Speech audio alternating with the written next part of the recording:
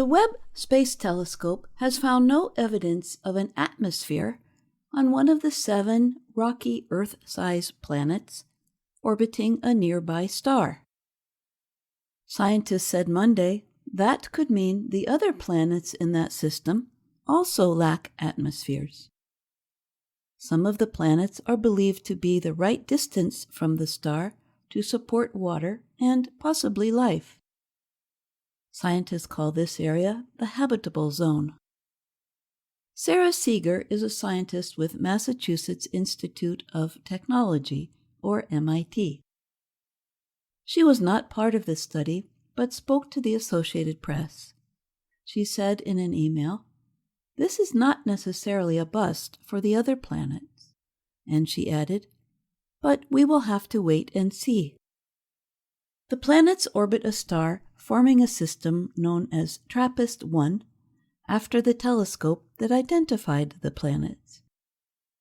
It is rare that 7 planets, about the size of our Earth, would orbit the same star. 3 of those planets are in the star's habitable zone. TRAPPIST-1 is only 40 light-years away. A light-year is the distance light travels in 1 year. That is relatively close to our own solar system, and a reason why scientists are interested in it. The NASA-led team reported little, if any, atmosphere exists on the innermost planet in the system. The results were published Monday in the journal Nature. Thomas Green of NASA's Ames Research Center is the lead researcher of the study. He said the lack of an atmosphere would mean no water and no protection from space radiation. As for the other planets orbiting in the TRAPPIST-1 system, I would have been more optimistic about the others having atmospheres if this one had, Green said in an email. MIT's Seeger said that if rocky planets orbiting the kind of star in the TRAPPIST-1 system, a very cool red dwarf, do turn out to be a bust, we will have to wait for Earths around Sun-like stars, which could be a long wait. The TRAPPIST-1 system's innermost planet receives 4 times as much solar radiation as Earth gets from the Sun. Green noted that it is possible that extra energy is why there is no atmosphere. His team said temperatures there reached 230 degrees Celsius on the side of the planet that is always facing the star. The Webb is the largest and most powerful space telescope. By using Webb, the American and French scientists were able to measure the change in brightness as the innermost planet moved beyond its star. They then could estimate how much infrared light was sent off from the planet. The change in brightness was very small, since TRAPPIST-1 is more than 1,000 times brighter than this planet.